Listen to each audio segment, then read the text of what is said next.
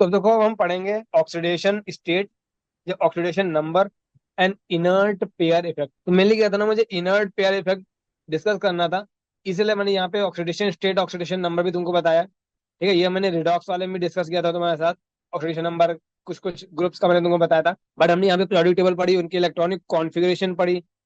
ठीक है, तो उसके अकॉर्डिंग कौन सा तुम्हारा कौन सा ग्रुप होगा, वो कितने इलेक्ट्रॉन डोनेट कर सकता है। ठीक है, तो वो चीज पीरियोडिक टेबल से ज्यादा अच्छे से एक्सप्लेन होती है, मतलब with the help of electronic confusion हम एक्सप्लेन करते हैं। ठीक है, इसलिए मैंने यहाँ पे हर एक ग्रुप का तुमको ऑक्सीडेशन स्टेट दिखाया है। ठीक है, तो हम वही एक एक करके डिस्कस करने वाले हैं। तो पहले सिंपल सी बात, what is oxidation state. Oxidation state क्या होती है? ठीक है, तो क्या होता है ना, जो चार्ज होता है, it is the charge on the atom if the electron in the each bond were located on the more electronegative atom। तो इस बात का मतलब है, या कोई भी जब कंपाउंड का फॉर्मेशन होता है तो उसमें एक कोई ज्यादा इलेक्ट्रोनेगेटिव होता है, एक कोई कम इलेक्ट्रोनेगेटिव होता है। एक कोई ज्यादा इलेक्ट्रो पॉजिटिव होता है, एक कोई कम इलेक्ट्रो पॉजिटिव होता है। अब जो इलेक्ट्रो पॉजिटिव इलेक्ट्रोनेगेटिव ये तुम्हारा आगे आएगा तो डिटेल में पढ़ेंगे। बट एक सिंपल समझ लो कि जो इलेक्ट्रोनेगेटिव ज्यादा होता है वो ज्यादा अच्छे से इलेक्ट्रॉन को अट्रैक्ट कर पाता है। ठीक है, अभी इतना सिंपल सा वर्ड में समझ लो, बाकी फिर डिटेल में समझेंगे बाद में। तो लेट्स सपोज तुम्हारा कंपाउंड है HCl। ठीक है, तो यहाँ पे chlorine is more electronegative than hydrogen. ठीक है, ये हम आगे देखेंगे बाद में। अभी तुम जान लोगे जो क्लोरीन होता है ज्यादा इलेक्ट्रोनेगेटिव होता है एज कम्पेयर टू हाइड्रोजन। तो क्या करेगा, ये इलेक्ट्रॉन्स को अपनी तरफ क्या करेगा, पुल करेगा। अब एक्चुअल में तो यहाँ पे ये बॉन्ड बनता है शेयरिंग से। हमको ऑक्सीडेशन स्टेट निकालना है, तो हम क्या करेंगे, जो ज्यादा इलेक्ट्रोनेगेटिव होगा क्या करेंगे, इलेक्ट्रॉन उसको दे देंगे। ठीक है, यानी इस पे जो इलेक्ट्रॉन होता है ना, दो इसका इलेक्ट्रॉन होता है, इसका इलेक्ट्रॉन होता है, तो इसका भी इलेक्ट्रॉन जो बॉन्ड है, ये पूरा बॉन्ड है। ठीक है, इसको मूव करा देंगे, इसको दे देंगे, यानी H+Cl-। ठीक है, इस पे क्या आ गया, पॉजिटिव है, इस पे क्या आ गया, नेगेटिव चार्ज। तो यहाँ पे लिखा हुआ है it is the charge on the atom if the electron in the each bond were located on the more electronegative atom. ठीक है, इलेक्ट्रॉन को कहाँ भेज देते हैं हम, मोर इलेक्ट्रोनेगेटिव एटम के पास, क्योंकि ज्यादा अट्रैक्ट करता है वो। अब देखो आते हैं कि how to find the oxidation number. ठीक है, या फिर ऑक्सीडेशन स्टेट कैसे पता करते हैं। देखो पहला सबसे पहला पॉइंट कि जो कोई भी मॉलिक्यूल और कोई भी कंपाउंड होता है ना, वो ऑलवेज न्यूट्रल होता है। ठीक है, कोई भी मॉलिक्यूल या कोई भी कंपाउंड क्या होता है, ऑलवेज न्यूट्रल होता है। ठीक है, तो अब ऑक्सीडेशन नंबर कैसे निकालते हैं, तो देखो तुम्हारा सेकंड रूल यहाँ पे मैंने ये लिखा हुआ है, sum of oxidation number of all atoms in an compound और molecule is equal to the charge on the species. मतलब ये कि लेट्स सपोज तुम्हारा ये H2SO4 है। ठीक है, इसमें तुम्हारा हाइड्रोजन भी है, सल्फर भी है, ऑक्सीजन भी है। इसमें नेट चार्ज कितना है, कोई भी चार्ज नहीं, नेट चार्ज यानी जीरो है। जो मैंने यहाँ पे भी जो पहला पॉइंट लिखा था कि कोई भी कंपाउंड कोई भी मॉलिक्यूल क्या होता है, न्यूट्रल होता है। तो यहाँ नेट चार्ज तो जीरो है, क्योंकि यहाँ पे तो ये तुम्हारा H2SO4 है। तो यहाँ पे जो sum of oxidation number of all the atoms, यानी हाइड्रोजन का ऑक्सीडेशन नंबर, सल्फर का ऑक्सीडेशन नंबर प्लस इसका ऑक्सीडेशन नंबर, सबका जब सम करोगे ना, तो नेट कितना आना चाहिए, जीरो आना चाहिए। सिमिलरली NaOH है, तो यहाँ पे जब ऑक्सीडेशन नंबर का जब सम करोगे, नेट कितना आना चाहिए, जीरो आना चाहिए। अब यहाँ पे क्या है, तुम्हारा आयन दिया हुआ है PO4 3-। ठीक है, यहाँ तो न्यूट्रल था, कोई चार्ज था नहीं, तो यहाँ पे जब इसका ऑक्सीडेशन नंबर प्लस इसके ऑक्सीडेशन नंबर का सम करोगे, कितना आना चाहिए, -3 आना चाहिए। वही लिखा हुआ है कि sum of oxidation number of all the atoms is equal to the charge on the species. तो यहाँ पे चार्ज कितना था, जीरो था, यहाँ पे चार्ज जीरो था, यहाँ पे चार्ज -3 है। तो जो sum of oxidative state of all the atoms क्या होता है, उसके ऊपर जो चार्ज होता है उसके इक्वल होता है। तो अब हम देखो यहाँ पे एक एक करके इसका तुमको ऑक्सीडेशन नंबर निकाल के दिखाते हैं। ठीक है, इन तीनों का करके दिखाते हैं, बाकी तुमको मैंने रिडॉक्स वाले में अच्छे से कराया था ये चीज।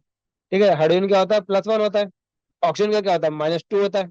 ये तो मतलब कंफर्म होता है। अब देखो यहाँ पे हमको सल्फर का पता करना है, लेट्स सपोज हमको सल्फर का नहीं पता कि सल्फर को चार्ज कितना है। तो हम क्या करेंगे, दो आइटम हाइड्रोजन के हैं, यानी हाइड्रोजन के जैसे नेट चार्ज कितना आएगा, 2 × 1, प्लस सल्फर के जैसे मान लो मैंने मान लिया X चार्ज है, प्लस यहाँ पे ऑक्सीजन कितने हैं, 4 है, एक पे चार्ज कितना होता है, -2 होता है, यानी 4 × 2 = 8, यानी माइनस का 8। नेट कितना आना चाहिए, सम ऑफ ऑक्सीडेशन नंबर कितना आना चाहिए, जीरो, यानी एक्स। ठीक है, यहाँ पे तुम्हारा -8 + 2 कितना गया, -6 = 0, यानी एक्स = क्या गया, +6। यानी तुमको किसी भी कंपाउंड में एक का अगर ऑक्सीडेशन नंबर नहीं पता है और सबका पता है, तो उस पे जो चार्ज होगा उसकी हेल्प से तुम निकाल सकते हो कि वो जो जिसका तुमको नहीं पता है ना, उसका ऑक्सीडेशन नंबर क्या है। ठीक है, जैसे तुम्हारा PO4 3- है, हमको पता नहीं कि हाँ फॉस्फोरस क्या है। देखो ऑक्सीजन भी कितना है, 4 ऑक्सीजन है, एक ऑक्सीजन भी कितना होता है, -2 होता है। तो 4 × 8 यानी -8, और नेट चार्ज कितना है, -3, यानी इस पे कितना होगा, +5। ठीक है, क्योंकि इसका +5 इसका -5 वो बैलेंस हो जाएगा। तो जो बचा हुआ -3 होगा वही इस पे आ जाएगा। ठीक है, अगर फॉर्मूला के फॉर्म में करना हो तो x+4 × -2 = -3, तो x-8 = -3, x = -3 + 8 x = 5। ठीक है, ये तुमको फॉर्मूला ना करना पड़े, बेटर है कि तुमको प्रैक्टिस होनी चाहिए कि तुम ऐसे निकाल पाओ। ठीक है, तुमको रिडॉक्स वाला चीज पढ़ाई थी, बैलेंसिंग सिखाई थी, तब मैं तुमको बहुत डिटेल में बहुत सारे एग्जांपल्स करके दिखाए थे। ठीक है, अब देखो ये तुम मैंने यहाँ पे टेबल लगा रखी है। ठीक है, ये टेबल किसकी ऑक्सीडेशन स्टेट्स हैं, कि तुम्हारा कौन सा एटम है वो कौन सी ऑक्सीडेशन स्टेट दिखाता है, कौन सा एटम तुम्हारा कौन कौन सी ऑक्सीडेशन स्टेट दिखाता है वो मैंने लगा रखा है। ठीक है, तो एक एक ग्रुप हम डिटेल में डिस्कस करेंगे। ठीक है, बहुत डिटेल डिटेल में नहीं जाएंगे। ठीक है, अभी तुमको इसमें याद नहीं कुछ नहीं करना है, बस तुमको समझना है कि मैं क्या समझाना चाह रहा हूँ। ठीक है, अभी तुमको कुछ याद नहीं करना है, बाकी जब इसको और ज्यादा डिटेल में जब हम पढ़ेंगे, जब हम चैप्टर्स पढ़ेंगे, लाइक समझ लो जो हम ये वाले जो इनकी स्टेट्स हैं, ठीक है, ये हम पढ़ेंगे डी ब्लॉक में। ये कब पढ़ेंगे, जब डी ब्लॉक चैप्टर है तुम्हारा क्लास 12 में, तब हम उसमें पढ़ेंगे। अभी ज्यादा डिटेल में नहीं जाएंगे, अभी हमारा फोकस प्योरिटी टेबल पे है। ठीक है, बट यहाँ पे लिखा हुआ है। और तुम्हारा जो पी ब्लॉक है, ठीक है, पी ब्लॉक में बहुत ज्यादा डिटेल में हम पढ़ेंगे पी ब्लॉक, ये भी तुम्हारा चैप्टर है 12th में। तुमको बस मैं बेसिक आइडिया देना चाहता हूँ कि कैसे चार्ज आते हैं, क्यों चार्ज आता है, जैसे लिथियम पे +1 ही क्यों आता है, बोरॉन पे +3 क्यों आता है, कार्बन पे +4 ही क्यों आता है, ओवरव्यू लेंगे। ठीक है, थोड़ा सा समझेंगे इनके बारे में। तो हम एक एक ग्रुप डिस्कस करेंगे। तो पहले आते हैं ग्रुप नंबर 1 पे। तो ग्रुप नंबर 1 में तुम्हारा क्या होता है, जो तुम्हारा जो कोई भी तुम्हारा एटम होता है, ठीक है, वो क्या करता है ना, वो चाहता है कि उसे स्टेबिलिटी मिले। ठीक है, रियल लाइफ में भी अगर कोई इंसान भी है, कोई आदमी है, वो क्या चाहता है, वो चाहता है कि स्टेबिलिटी मिले। ठीक है, हर कोई स्टेबिलिटी चाहता है, तो वैसे ही जो एटम होता है कोई भी, वो स्टेबिलिटी चाहता है। अब वो स्टेबल होने के लिए कुछ ना कुछ तो करेगा। ठीक है, तो अब जो हर एक एटम क्या चाहता है, स्टेबल होना चाहता है। तो स्टेबिलिटी मिलती कैसे, स्टेबिलिटी मिलती है नोबल गैस कॉन्फ़िगरेशन अटेंड करके। नोबल गैस कॉन्फ़िगरेशन में क्या होता है, आउटर मोस्ट शेल में तो हीलियम के गैस में 2 इलेक्ट्रॉन होते हैं, बाकी मोस्ट 8 इलेक्ट्रॉन होते हैं। तो ये जब आउटर मोस्ट शेल में होते हैं, तब हम बोलते हैं कि जो तुम्हारा एटम है बहुत ही ज्यादा स्टेबल है, वो इतनी जल्दी रिएक्ट नहीं करता है, वो नोबल एटम होता है। तो सबसे पहले आते हैं ग्रुप नंबर 1 पे। तो ग्रुप नंबर 1 का कॉन्फ़िगरेशन क्या होता है, NS1। अब अगर NS1 है, ठीक है, तो देखो इसको अगर हम KLMN वाले कॉन्फ़िगरेशन से समझेंगे तो ज्यादा समझ में आएगा। तो तुम्हारा जो केएलएमएन है, जो केएलएमएन कॉन्फ़िगरेशन लिखते हो, तो आउटर मोस्ट शेल में कितना इलेक्ट्रॉन आएगा, 1 इलेक्ट्रॉन आएगा। अब इसको स्टेबिलिटी के लिए क्या चाहिए, या इसके भी फॉर्म में देखोगे तो स्टेबिलिटी के लिए क्या चाहिए, इसके पास में कौन आएगा, यहाँ पे तुम्हारा लेट सपोज एग्जांपल मैं ले लेता हूँ, लिथियम का ले लेता हूँ मैं सपोज। तो लिथियम का एटॉमिक नंबर कितना होता है, 3 होता है, कॉन्फ़िगरेशन क्या होता है, 1s2 2s1। ठीक है, अब ये नोबेल गैस कॉन्फ़िगरेशन कैसे टेन कर सकता है, या तो ये 7 इलेक्ट्रॉन गेन कर ले, यानी कॉन्फ़िगरेशन हो जाता है 1s2 2s2 2p6, या तो अपना एक इलेक्ट्रॉन रिलीज कर दे, तो कॉन्फ़िगरेशन हो जाएगी 1s2, हीलियम की कॉन्फ़िगरेशन। ठीक है, यही दो तरीके हैं। बट ये 7 इलेक्ट्रॉन को गेन करना इसके लिए आसान नहीं होगा, क्योंकि 7 इलेक्ट्रॉन्स को होल्ड करने की इसकी औकात नहीं है। तो स्टेबल ये कैसे होगा, अपना एक इलेक्ट्रॉन डोनेट करके। तो तुम्हारा ग्रुप 1 होता है, उसमें आउटर मोशन में एक इलेक्ट्रॉन होता है, इसीलिए वो अपना एक इलेक्ट्रॉन डोनेट करके स्टेबिलिटी गेन करता है। इसीलिए तुम्हारा जो पहला ग्रुप होता है उस पे जो चार्ज होता है ऑलवेज +1 होता है। कितना चार्ज होता है, +1 होता है, क्योंकि आउटर मोशन में कितना इलेक्ट्रॉन होता है, एक इलेक्ट्रॉन होता है। इसमें कोई भी एक्सेप्शन नहीं होता है, एक्सेप्शन होता है हाइड्रोजन में। ठीक है, और तुमको पता है हाइड्रोजन तुम्हारा फर्स्ट ग्रुप का भी एलिमेंट नहीं है, हाइड्रोजन की पोजीशन क्या होती है, अनसर्टेन। ठीक है, बट कहीं कहीं पीरियोडिक टेबल में तुमको ग्रुप 1 में लिखा मिल जाएगा, तो कोई दिक्कत वाली बात नहीं, बट याद रखना कि वो अनसर्टेन ही होते हैं एक्चुअल में। ठीक है, तो लेट सपोज मान लो उसको मैं फर्स्ट ग्रुप का है, तो हाइड्रोजन में क्या होता है ना, वो भी +1 ही शो करता है। बट तुम्हारा -1 कब शो करेगा, तो मैं तुमको अभी थोड़ा क्या बताया था कि जो ज्यादा इलेक्ट्रोनेगेटिव होता है ना, उस पर नेगेटिव चार्ज आता है। यानी जब ये अपने से कम इलेक्ट्रोनेगेटिव एटम के साथ लगा होगा, तब इस पे आएगा नेगेटिव का चार्ज। ठीक है, तो ये कब होता है, जब हाइड्राइड का फॉर्मेशन होता है। कब होता है, याद रखना, फॉर्मेशन ऑफ हाइड्राइड। तो जब हाइड्राइड्स होते हैं, लिथियम हाइड्राइड हो गया, सोडियम हाइड्राइड हो गया, तब इसमें हाइड्रोजन का, क्योंकि इसमें लिथियम पे कितना होगा, लिथियम पे तो +1 ही होगा, तो फर्स्ट ग्रुप पे क्या होता है, +1 होता है, इसमें तो +1 होगा। बट हाइड्रोजन पे अब इस पे +1 है, तो अब पूरा कंपाउंड क्या होता है, न्यूट्रल होता है। कोई भी कंपाउंड होता है न्यूट्रल होता है, तो हाइड्रोजन पे कितना होना पड़ेगा, -1 होना पड़ेगा। ऐसे सिंपली तुम्हारा बेरिलियम हाइड्राइड भी होता है, तो BeS2। तो बेरिलियम में तुम्हारा सेकंड ग्रुप का, उसमें भी हमेशा +2 ही होता है, उसमें भी कोई एक्सेप्शन नहीं होता। तो इस पे कितना होना पड़ेगा, -1 का होना पड़ेगा। तो 2 यहाँ हाइड्रोजन लगा, इसीलिए मैंने, क्योंकि माइनस नेट चार्ज कितना हो जाएगा, -2 +2 नेट कितना हो जाएगा, 0, न्यूट्रल। ठीक है, तो ग्रुप 1 का तुमको याद रखना है कि हमेशा चार्ज कितना होता है, +1 आता है, क्योंकि आउटर मोशन में एक इलेक्ट्रॉन होता है। बस हाइड्रोजन के केस में -1 तुमको देखने को मिलेगा इन द हाइड्राइड्स। ठीक है, इनको क्या बोलते हैं, हाइड्राइड्स। अब बात है ना ग्रुप 2 की। तो ग्रुप 2 का जनरल कॉन्फ़िगरेशन क्या होगा, NS2। अब ये इलेक्ट्रॉनिक कॉन्फ़िगरेशन नोबल गैस की कैसे अटेंड कर सकते हैं, या तो 6 इलेक्ट्रॉन एक्सेप्ट करें, या तो अपने 2 इलेक्ट्रॉन क्या कर दें, रिलीज कर दें। अब 2 इलेक्ट्रॉन रिलीज करेंगे तो चार्ज क्या आएगा इस पे, पॉजिटिव चार्ज आएगा, क्योंकि कोई भी तुम्हारा एटम जब इलेक्ट्रॉन इलेक्ट्रॉन रिलीज करता है तो चार्ज कैसा आता है, पॉजिटिव चार्ज आता है। जब इलेक्ट्रॉन एक्सेप्ट करता है, ठीक है, चार्ज कैसा आता है, निगेटिव। ये बात ध्यान रखना। तो तुम्हारा ये जो ग्रुप 2 है वो क्या करता है, कॉन्फिगरेशन NH2 होती है, तो जैसे अपना 2 इलेक्ट्रॉन रिलीज करेगा वैसे ही कॉन्फिगरेशन किसकी अटेंड करेगा, हीलियम की। तो क्या हो जाएगा, स्टेबल हो जाएगा। इसीलिए तुम्हारा ग्रुप 2 का ऑलवेज +2 ऑक्सीजन स्टेट होती है, कोई भी एक्सेप्शन नहीं होता है। इसलिए तुम्हारा जो बेरिलियम है क्या बनता है, BeCl2 बनता है, MgCl2 बनता है, कैल्शियम कार्बोनेट बनता है, क्योंकि इससे -2 का जा जाता है, इसमें +2 का, ऑलवेज +2। ठीक है, तभी उसको स्टेबिलिटी मिलती है, इसमें कोई भी एक्सेप्शन नहीं है। अब आते हैं ग्रुप नंबर 13 पर, जो तुम्हारा मॉडर्न पीरियोडिक टेबल के अकॉर्डिंग ग्रुप नंबर 13 है। तो ग्रुप नंबर 13 की कॉन्फ्यूजन क्या होती है, 1s2 2p1। जब ये जनरल कॉन्फ्यूजन की बात करें तो NS2 NP1। ठीक है, आउटर मोस्ट शेल में कितने इलेक्ट्रॉन है, 3 इलेक्ट्रॉन। इसको स्टेबिलिटी कैसे मिलेगी, जब इसमें कितने आएंगे, नोबल गैस कॉन्फ़िगरेशन आएगी। तो या तो क्या करे, ये 5 इलेक्ट्रॉन गेन करे तो 8 गेन अटेंड करेगा। ठीक है, नियॉन की कॉन्फ़िगरेशन, या तो ये अपने 3 इलेक्ट्रॉन रिलीज कर दे, तब तुम्हारा हीलियम की कॉन्फ़िगरेशन गेन करेगा। अब 5 इलेक्ट्रॉन को गेन करना इजी नहीं, इसीलिए क्या करेगा, ये 3 इलेक्ट्रॉन रिलीज करेगा। इसीलिए तुम्हारा ग्रुप नंबर 13 है, उस पे चार्ज जो होता है मोस्टली +3 आता है। क्या आता है, +3 आता है। बट इसमें क्या होता है ना, हमको +1 चार्ज भी देखने को मिलता है, कि जैसे हम नीचे जाते हैं, ऑन डाउन द ग्रुप जाते हैं ना, तो जो लास्ट में क्या होता है, बैंगन गाजर आलू इन थैलियम। तो थैलियम में क्या होता है ना, थैलियम में +3 स्टेबल नहीं होता, उसका स्टेबल होता है +1। ठीक है, अब आया रीजन की Y+1। तो तुम्हारा थैलियम होता है ना, तो TlI3 एक कंपाउंड एग्जिस्ट करता है। तो जो TlI3 होता है ना, उसमें जो I3 होता है वो I3- के फॉर्म में होता है। मतलब ये एक तो ऐसे होगा कि तुम अगर तुम्हारा TlI3 लिखा है, ठीक है, तो अगर TlI3 ये याद रखना हमेशा एग्जाम्पल है। ठीक है, तो तुम नॉर्मली क्या सोचोगे कि आयोडीन क्या होता है, तुम्हारा ग्रुप नंबर 17 का है, यानी तुम्हारा -1 चार्ज आएगा, -1 चार्ज आएगा, इस पे -1 होगा, तो उसके अकॉर्डिंग तुम्हारे तुम्हारे अकॉर्डिंग नेट चार्ज कितना आएगा, -3, यानी टेलोरियम पे +3। तो ऐसा नहीं होता है, ऐसा कोई कंपाउंड एग्जिस्ट नहीं करता है। तो यहाँ पे जो आयोडीन है ना, वो I3 3 के फॉर्म में एग्जिस्ट नहीं करता है, I3- के फॉर्म में एग्जिस्ट करता है। ठीक है, बाकी तो ये तुम केमिकल बॉन्डिंग में हम इसका स्ट्रक्चर पढ़ेंगे। ठीक है, अभी बस इतना ध्यान रख लो, एग्जाम्पल है। तो अब रीजन आता है कि Y+1, इसका तो +3 था, उसकी +1 की स्टेबल ज्यादा होती है। ठीक है, तो अब देखो यहाँ से आता है तुम्हारा concept of inert pair effect. तो अभी तो तुमको ने क्या पढ़ाया था कि जो S होता है उसकी शील्डिंग ज्यादा होती है एज कम्पेयर टू P की ज्यादा होती है एज कम्पेयर टू D की ज्यादा D की ज्यादा होती है एज कम्पेयर टू F। यानी D and F की क्या होती है, पुअर शील्डिंग होती है। अब उसी कॉन्सेप्ट का हम यूज करेंगे, ये जो जो तुम्हारी स्टेट है +1 +3, यहाँ पे +1 क्यों नीचे आने पे स्टेबल होता है, उसी को एक्सप्लेन करने के लिए। ठीक है, तो देखो इनर्ट पेयर इफेक्ट होता क्या है।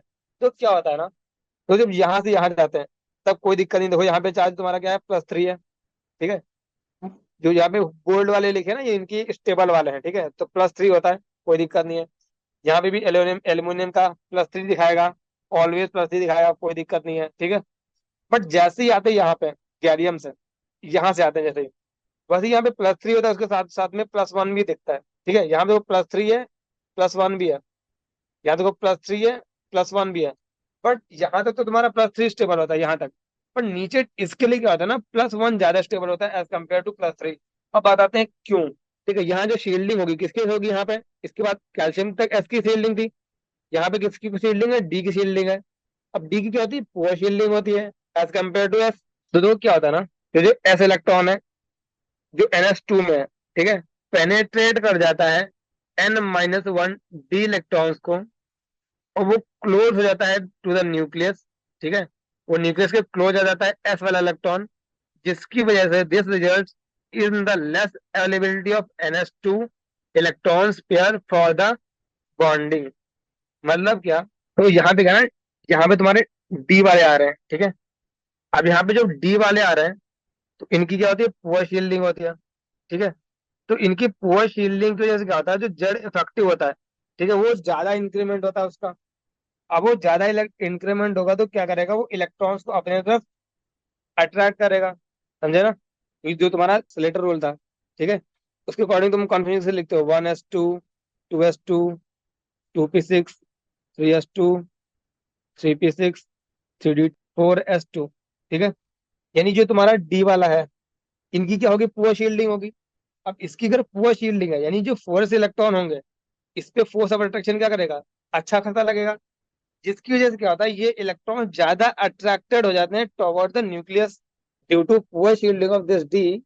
ये इलेक्ट्रॉन जो होता है फोर्स वाला, ये ज्यादा अट्रैक्शन हो जाता है विद द न्यूक्लियस, जिसकी वजह से ये इतने ज्यादा स्टेबल हो जाते हैं कि इनको निकालना फिर आसान नहीं होता, मतलब इसमें फोर्स ऑफ अट्रैक्शन ज्यादा लगता है। अब फोर्स ऑफ अट्रैक्शन अगर ज्यादा लग रहा है तो उनको निकालना क्या होगा, इजी नहीं होगा। अब जैसे जैसे नीचे आते हैं, यहाँ पे आता है, यहाँ भी डी आता है, ठीक है। उसके बाद आता है तुम्हारा एफ ब्लॉक। अब एफ का और ज्यादा पुअर शील्डिंग होता है, ठीक है, तो यहाँ तो उतना ज्यादा इफेक्ट नहीं दिखता है। यहाँ पे प्लस आता है बट स्टेबल +3 रहता है। बट यहाँ पे आता है एफ ब्लॉक। अब एफ ब्लॉक का और ज्यादा पुअर शील्डिंग। तो अब क्या होगा, जो डी एंड एफ की जो पुअर शील्डिंग की वजह से, जो मैंने उनको बताया कि जो फोर्स ऑफ अट्रैक्शन बहुत ज्यादा बढ़ जाता है, तो इसकी वजह से जो एस इलेक्ट्रॉन होते हैं ना, बहुत ज्यादा अट्रैक्टेड होते हैं तो न्यूक्लियस। अब ये फोर्स ऑफ अट्रैक्शन बढ़ने की वजह से क्या होता है, ये इलेक्ट्रॉन को निकालना इजी नहीं होता है, इसीलिए तुम्हारे सिर्फ एक ही इलेक्ट्रॉन निकलता है। तो इसी को बोलते हैं इनर्ट पेयर इफेक्ट। वही यहाँ पे लिखा हुआ है लैंग्वेज देखो कि s electrons penetrate to the n-1 d electrons and become closer to nucleus, ठीक है, न्यूक्लियस के वो पास आ जाते हैं। जिसकी वजह से जो अवेलेबिलिटी ऑफ NS2 होगा, जो S2 NS2 वाला जो इलेक्ट्रॉन होगा, उस इलेक्ट्रॉन पेयर की availability for the bond formation less हो जाती है, मतलब उनको निकालना इजी नहीं होता है। वो इनर्ट बन जाता है। क्या बन जाता है, इनर्ट बन जाता है, स्टेबल बन जाता है, क्योंकि जितना ज्यादा फोर्स ऑफ अट्रैक्शन बढ़ेगा वही स्टेबल बन जाता है।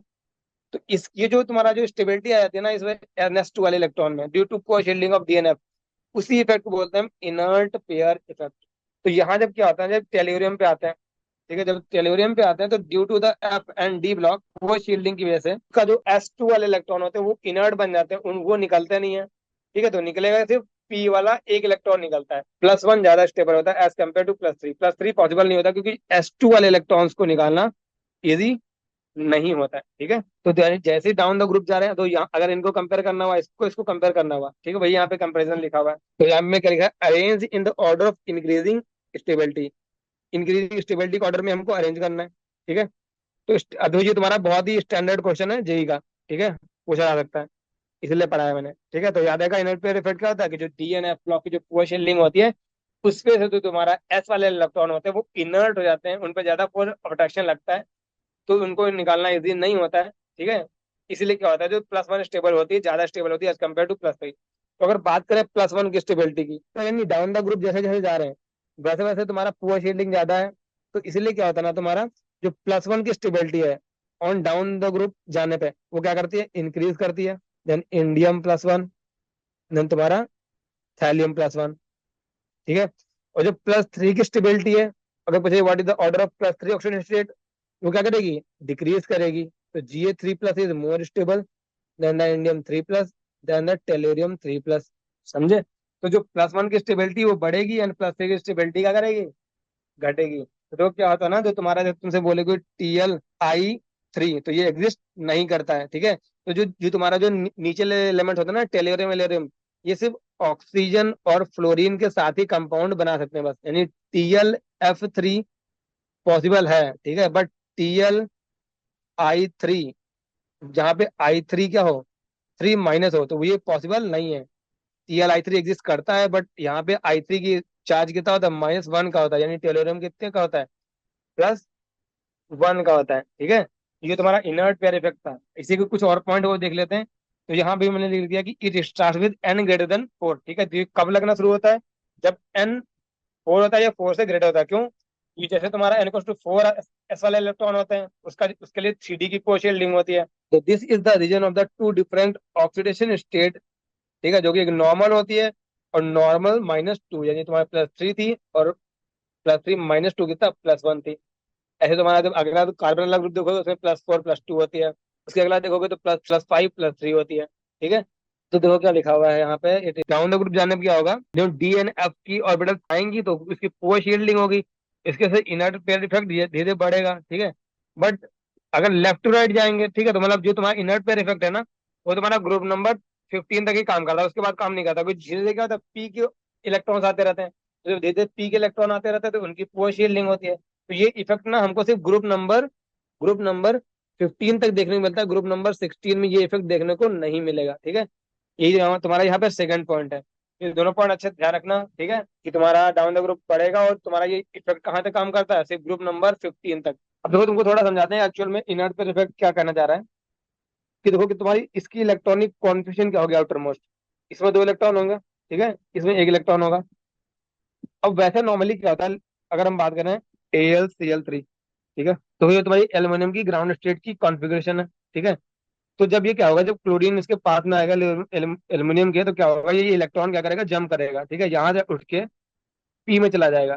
ठीक है, अब पी में चला गया, अब यहाँ पे क्लोरीन के बीच में होगा और ये यहाँ पे बॉन्ड बन जाएगा।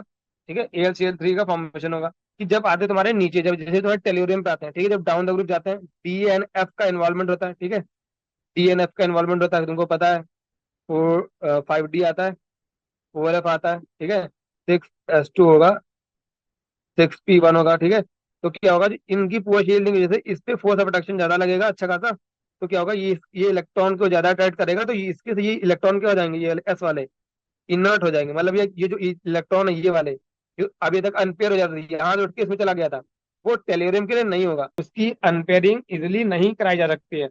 ठीक है, तो अगर इसकी अनपेयर कराना है, इसमें से इलेक्ट्रॉन यहाँ उठा के पी में ले जाना है, तो कोई ऐसा हमको चाहिए जो ज्यादा अच्छे से इलेक्ट्रॉन को अट्रैक्ट कर सकता हो। ठीक है, तो इसीलिए जो तुम्हारा होता है फ्लोरीन, सबसे ज्यादा इलेक्ट्रोनेगेटिव होता है फ्लोरीन, उससे तुम्हारा ऑप्शन होता है। ठीक है, ये मोस्ट इलेक्ट्रोनेगेटिव एलिमेंट्स है। ठीक है, इलेक्ट्रोनेगेटिव वाले भी हम एंड में जाके पढ़ेंगे, ट्रेंड उसके बारे में देखेंगे।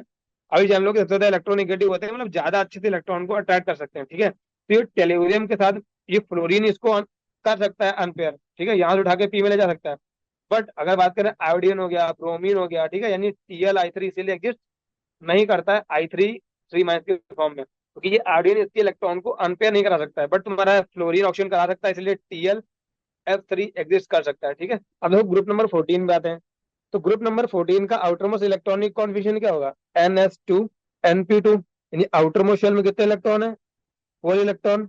और स्टेबिलिटी इसको कब मिलेगी, या तो ये 4 इलेक्ट्रॉन गेन करके NS2 NP6 बन जाए, या तो ये अपने 4 इलेक्ट्रॉन डोनेट करके NS2 बन जाए। ठीक है, मतलब तुम्हारा नोबल गैस की कॉन्फिगरेशन अटेंड कर ले। तो यानी ये तो 4 इलेक्ट्रॉन गेन कर दे, या तो 4 इलेक्ट्रॉन रिलीज कर दे। ठीक है, इसीलिए इसकी जो ऑक्सीजन स्टेट होती है, ठीक है, वो मोस्टली +4 होती है, -4 भी होती है। ठीक है, और तुम्हारा जो इनर्ट पेयर इफेक्ट की वजह से इसकी +2 भी होती है। कब होती है, जब N greater than 4 होता है, DNF का इन्वॉल्वमेंट होता है, इसकी वजह से इनर्ट पेयर इफेक्ट होता है। ठीक है, और तुम्हारा जो कार्बन होता है 14, ग्रुप 14 का जो कार्बन होता है, उसके कई सारी ऑक्सीडेशन स्टेट पॉसिबल होती है। क्यों, क्योंकि कार्बन की एफिनिटी हर एक एलिमेंट के लिए बहुत ज्यादा होती है। मतलब कार्बन ऑक्सीजन के साथ भी कंपाउंड बना सकता है, CO2 में ले लो, कार्बन मोनोऑक्साइड हो गया, कार्बन तुम्हारा हो गया, नाइट्रोजन के साथ बॉन्ड बना सकता है, साइनाइड होते हैं, CN होते हैं। ठीक है, तो वो उसकी एफिनिटी हर एलिमेंट से बहुत ज्यादा होती है, और इसकी कटनेशन प्रॉपर्टी भी होती है, जिसकी वजह से ये खुद के साथ भी बॉन्ड बना पाता है। इसीलिए कार्बन की बहुत सारी ऑक्सीजन स्टेट पॉसिबल होती है। ठीक है, तो देखो मैं यहाँ पे टेबल देखो, ये तुम्हारा ये कार्बन वाला ग्रुप है, तो कार्बन का देखो +4 तो होगा ही। देखो देखो +4 तो होगा ही, +4 तो होगा ही, +4 तो होगा ही, बट नीचे जाके +2 स्टेबल होगा। जो तुम्हारा बोल्ड है वो स्टेबल वाला है, नीचे के +2 स्टेबल होगा due to inert pair effect. ठीक है, और -4 भी एग्जिस्ट करेगा, 4 इलेक्ट्रॉन है तो गेन कर सकता है, या तो 4 इलेक्ट्रॉन रिलीज कर सकता है। तो 4 इलेक्ट्रॉन गेन करेगा, नेगेटिव चार्ज आएगा, अगर ये डोनेट करेगा तो पॉजिटिव चार्ज आएगा। ठीक है, और तुम्हारे कार्बन की तुम्हारी तो +2 भी होती है, और भी कई पॉसिबल है। ठीक है, due to its catenation property and affinity to the different atom. Stability का ऑर्डर है, तो स्टेबिलिटी तुम्हारी क्या होती है, +4 की स्टेबिलिटी क्या करती है, डिक्रीज करती है। यानी G4 से SN4 कम स्टेबल होगा, PB4 उससे भी कम स्टेबल होगा। और जो तुम्हारा जेरेबेलियम है, ठीक है, 2+, वो ज्यादा स्टेबल होगा, सॉरी मतलब लेस स्टेबल होगा। और तुम्हारा SN2+ ज्यादा स्टेबल होगा, उससे ज्यादा स्टेबल होगा PB2+। ठीक है, तो जो तुम्हारा लोअर ऑक्सीडेशन स्टेट है उसकी स्टेबिलिटी बढ़ती है, और जो तुम्हारा हाइयर ऑक्सीडेशन स्टेट है उसकी स्टेबिलिटी घटती है ड्यू टू इनर्ट पेयर। फिर आते हैं ग्रुप नंबर 15। तो ग्रुप नंबर 15 की कॉन्फ़िगरेशन जनरल क्या होती है, NS2 NP3। ये क्या करेगा, इसके आउटर मोस्ट शेल में कितने इलेक्ट्रॉन है, 5 इलेक्ट्रॉन है। ठीक है, अब या तो ये 3 इलेक्ट्रॉन गेन कर ले, ठीक है, या तो ये तुम्हारे 5 इलेक्ट्रॉन डोनेट कर दे। तो ग्रुप की जो जनरली ऑक्सीजन स्टेट है वो तुम्हारा +5 होगी।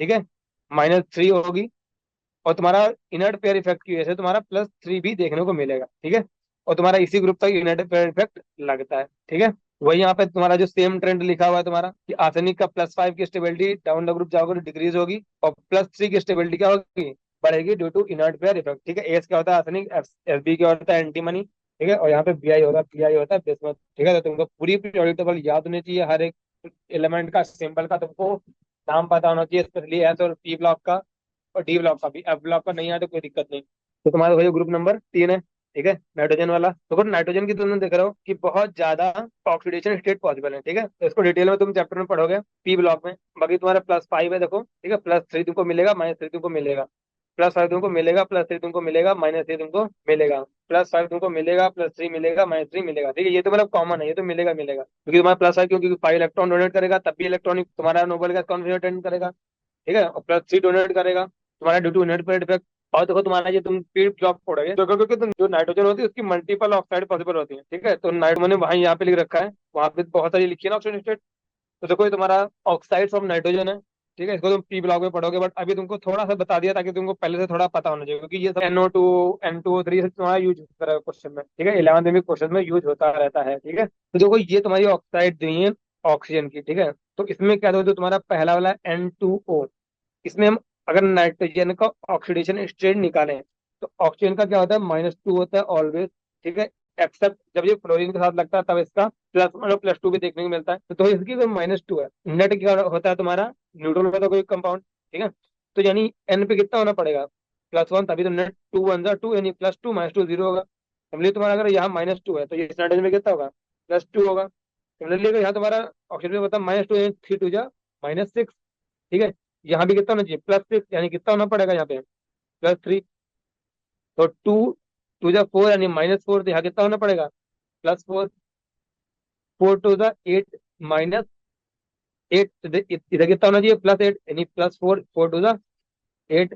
नाइट्रोजन तुम्हारा ऑक्सीजन है, ऑक्सीजन -2, 5 2 जा -10 आ गया। तो यहाँ भी कितना होना पड़ेगा, +10, यानी प्लस का 5। तो देखो इसमें किसमें +1 में है, इसमें +2 में है, इसमें +3 में है, इसमें +4 में है, इसमें +4 में, इसमें +5 में है, ठीक है।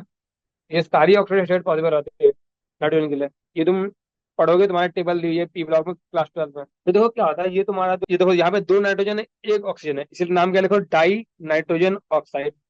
1 नाइट्रोजन 1 ऑक्सीजन, तो नाइट्रोजन मोनो ऑक्साइड, मोनो मतलब एक, ठीक है। जो तुम पढ़े तुमने नॉर्मल किसी पढ़ा होगा, तो मोनो मतलब 1 होता है, डाई मतलब 2 होता है, ट्राई मतलब 3 होता है, टेट्रा मतलब 4 होता है, पेंटा मतलब 5 होता है, ठीक है। जैसे हेक्सा, हेप्टा, ऑक्सा, ऑक्टा मतलब, ठीक है।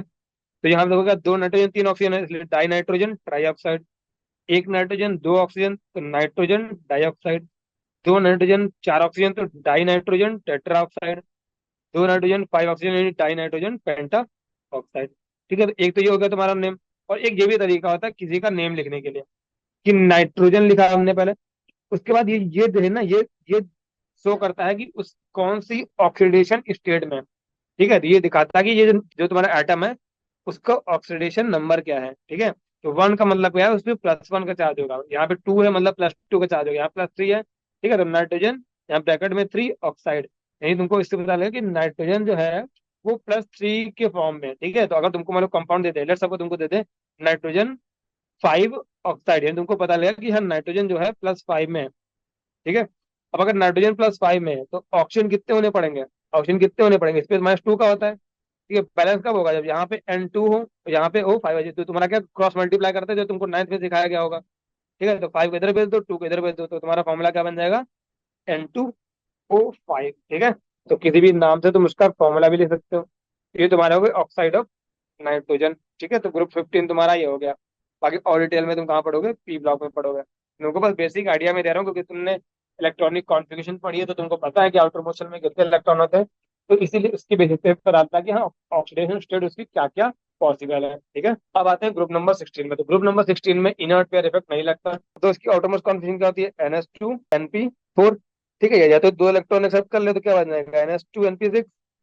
या तो 6 तुम्हारे डोनेट कर दे तो क्या बन जाएगा, N-1S2 बनेगा, ठीक है, ठीक है। तो N2 वाली कन्फ्यूजन आ जाएगी, नोबल गैस कन्फ्यूजन आ जाएगी। तो अब देखो यहाँ पे 2 इलेक्ट्रॉन को एक्सेप्ट करना ज्यादा इजी है एज कंपेयर टू 6 इलेक्ट्रॉन को डोनेट करना, ठीक है।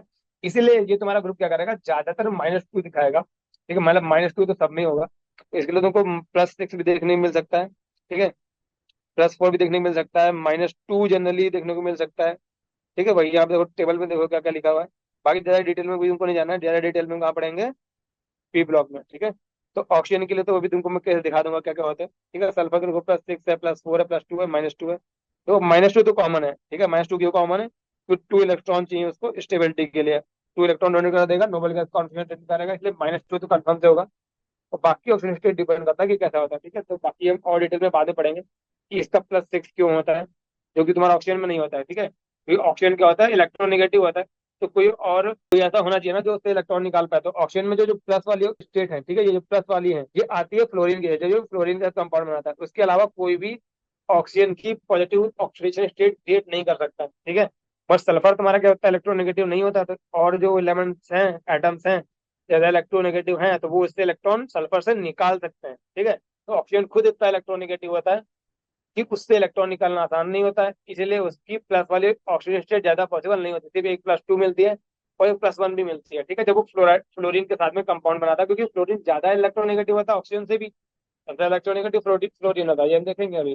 तो फ्लोरीन सबसे ज्यादा इलेक्ट्रोनेगेटिव है, तो वही सब निकाल सकता है ऑक्सीजन से। ठीक है, इसीलिए ऑक्सीजन में तुम्हारा प्लस वाली ज्यादा स्टेट देखने को नहीं मिलती है। जो ऑक्सीजन की कौन कौन सी मिलती है तुम्हारा, जो -2 तो मिलता है, तुमको पता है, सिंपल सी बात है। तुम्हारा कोई भी कंपाउंड ले लोगे तो उसमें -2 तुमको देखने को मिलती है। ठीक है, अब -1 तुमको देखो मिलती है पर ऑक्साइड्स में। किसमें मिलती है, पर ऑक्साइड में। उसका एग्जांपल ले लो तुम, H2O2, हाइड्रोजन, तो बोलते हैं हम हाइड्रोजन पर ऑक्साइड। ठीक है, तो देखो यहाँ पे कितना है, हाइड्रोजन का तो +1 होता है हमेशा, +1 होता है तो -1 होता है। यहाँ पे कितना होगा, इसका +1 होगा, तो यहाँ कितना होगा, तो +2 का टोटल। तो इधर भी कितना होना पड़ेगा, टोटल -2 होना पड़ेगा, यानी इस पे कितना होगा, -1। तो यहाँ पे ऑक्सीजन होता है -1 के फॉर्म में। तो जो इसका स्ट्रक्चर होता है ना H2O2 का, वो कुछ ऐसा होता है। ठीक है, बाकी हम इसको केमिकल बॉन्डिंग में अच्छे से पढ़ेंगे। ठीक है, अभी इस पे ज्यादा नहीं जाते हैं, बस तुमको बता दिया कि हाँ ऐसा होता है, ये बस जान लो। और तुम्हारा जो +1 है, +2 होता है, ये तब पॉसिबल होता है जब ऑक्सीजन फ्लोरीन के साथ कंपाउंड बनाता है, लाइक OF2। ठीक है, या फिर O2F2। ठीक है, तो OF2 है। अब फ्लोरीन तो क्या होता है, मोस्ट इलेक्ट्रोनेगेटिव होता है। तो इस पे तो जो इलेक्ट्रोनेगेटिव ज्यादा होता है उस पर नेगेटिव ज्यादा आता है। ठीक है, तो फ्लोरीन पे तो -1 का चार्ज आएगा, तो कंफर्म है फ्लोरीन के लिए और कोई पॉसिबल ऑक्सीडेशन स्टेट नहीं है। कोई भी प्लस की ऑक्सीडेशन स्टेट फ्लोरीन की पॉसिबल नहीं होगी, क्योंकि फ्लोरीन का होता है मोस्ट इलेक्ट्रोनेगेटिव होता है। ठीक है, इससे कोई भी इलेक्ट्रॉन नहीं निकाल सकता है, इसकी सिर्फ -1 ही होती है। और तुम्हारा जो यहाँ भी होगा फ्लोरीन का होगा -1, ये तो फिक्स है। फ्लोरीन का तो फिक्स है कि -1 होगा, कोई भी एक्सेप्शन नहीं। ठीक है, तो यानी ऑक्सीजन का यहाँ पे प्लस होगा। तो अगर इस पे -1 है, तो यहाँ कितने हैं, 2 फ्लोरीन, ये नेट कितना होगा इस पे, -2। इस पे कितना होगा, हाँ प्लस लिया का हूँ। 2। ठीक है, तो यहाँ देखो तुम्हारा कितना है, -2 है, तो इधर भी कितना होना पड़ेगा नेट, +2। यानी ऑक्सीजन भी कितना होना पड़ेगा, +1, तभी नेट +2 आएगा। ठीक है, तो ये तुम्हारी ऑक्सीजन की +1, +2, -1, -2, ये पॉसिबल ऑक्सीडेशन स्टेट होती हैं। ठीक है, बाकी डिटेल में हम पढ़ेंगे कहाँ, पी ब्लॉक में। अब आते हैं ग्रुप नंबर 17। तो ग्रुप नंबर 17 की जनरल कॉन्फिगरेशन क्या होती है, NH2NP5। यानी ये नोबल गैस कॉन्फिगरेशन कब अटेंड करेगा, अगर ये इलेक्ट्रॉन क्या कर ले, एक्सेप्ट कर ले, तो NH2NP6 हो जाएगी। यानी एक इलेक्ट्रॉन एक्सेप्ट करेगा, तो चार्ज क्या आएगा, -1। तो इसकी जो मोस्ट जनरल कॉन्फिगरेशन होती है वो क्या होती है, -1, ये जनरल होती है। ठीक है, तो जो तुम्हारा यह फ्लोरीन होता है, वो सबसे ज्यादा इलेक्ट्रोनिगेटिव होता है, इसीलिए उसकी ऑलवेज क्या होती है, -1। ठीक है, वही हम देखो पीरियड टेबल में मैंने दिखा रखा है कि जो हमारा जो फ्लोरीन है उसके जो क्या है, ओनली -1। ठीक है, सिर्फ -1 ही है। और क्लोरीन दो, क्लोरीन की +7 भी होती है, +5 भी होती है, +3, +1, -1, 0। ठीक है, ये सब भी होती है। तो क्लोरीन के तुम्हारे जो तुम पी ब्लॉक पढ़ोगे ना, उसमें ऑक्सो एसिड पढ़ोगे। ठीक है, तो उसमें तुम्हारा क्लोरीन की सारी पॉसिबल होती है। ठीक है, ऐसे ब्रोमीन की भी सारी पॉसिबल होती है, आयोडीन की भी सारी पॉसिबल होती है, +-2 करते जाओ। ठीक है, तो वो हम पढ़ेंगे पी ब्लॉक में। अभी बस जान लो कि हाँ ऐसा होता है। ठीक है, तुमको आइडिया होना चाहिए, अब तुम मेला में आ जाओ, ताकि तुमको एकदम से ना लगे। ठीक है, तो थोड़ा थोड़ा तुमको ज्ञान देते चलेंगे। ठीक है, और अभी तक हमने क्या पढ़ा था कि जो तुम्हारा नोबल गैस होती है वो क्या करती है, वो किसी से इतनी जल्दी इलेक्ट्रॉन अपना शेयर नहीं करती, क्योंकि स्टेबल फॉर्म में होती है। ठीक है, तो हीलियम के कंपाउंड, नियॉन के कंपाउंड, एर्गॉन के जनरली कम होते हैं, बट क्रिप्टॉन एंड जेनॉन के कंपाउंड हम पढ़ोगे जब तुम पढ़ोगे पी ब्लॉक इन क्लास 12। ठीक है, तो उसमें ये तुम्हारी इनकी ऑक्सीजन स्टेट पॉसिबल होती हैं। तो तुम्हारा नोबल एटम जो होते हैं, नोबल गैसेज होती है, उनके भी कंपाउंड पॉसिबल होते हैं। ठीक है, बट क्रिप्टॉन एंड जेनॉन के ऊपर वाले एर्गॉन के और तुम्हारा नियॉन के हीलियम के बहुत कम कंपाउंड ही एग्जिस्ट करते हैं, ठीक है। तो तुमको मैंने ये इसलिए बता दिया ताकि तुमको ये ना लगे कि हाँ नोबल गैसेस जो है कोई कंपाउंड बनाती नहीं है, तो एक्चुअल में वो बनाती है, ठीक है। तो तुमको ये क्लास 12th में पता चले तो मैं चाहता था तुमको पहले ही पता चल जाए। बाकी ज्यादा लोड नहीं लेना है, कोई इसको किसी को भी रटने की जरूरत नहीं है, कुछ भी रटने की जरूरत नहीं है, ठीक है। ये कोई पूछेगा नहीं कि तुम्हारा कौन कौन सी होती है, बस तुमको, बस तुम कॉन्फ़िगरेशन का यूज करके तुम निकाल सकते हो कि हाँ जनरली ये क्या निकालेगा, ठीक है। जनरली ये कौन सा ऑक्सीडेशन नंबर शो करेगा, ये तुम कॉन्फ़िगरेशन का यूज करके, इनर्ट पेयर इफेक्ट का यूज करके पता कर सकते हो, ठीक है। वो तुमको आइडिया मिल गया, इतना ही मैं चाहता था, ठीक है। ये टॉपिक तुम्हारा यहीं पे एंड होता है, ऑक्सीडेशन नंबर वाला, ठीक है। तो अब तुमको पता चल गया कि हाँ क्या क्या पॉसिबिलिटीज होती हैं।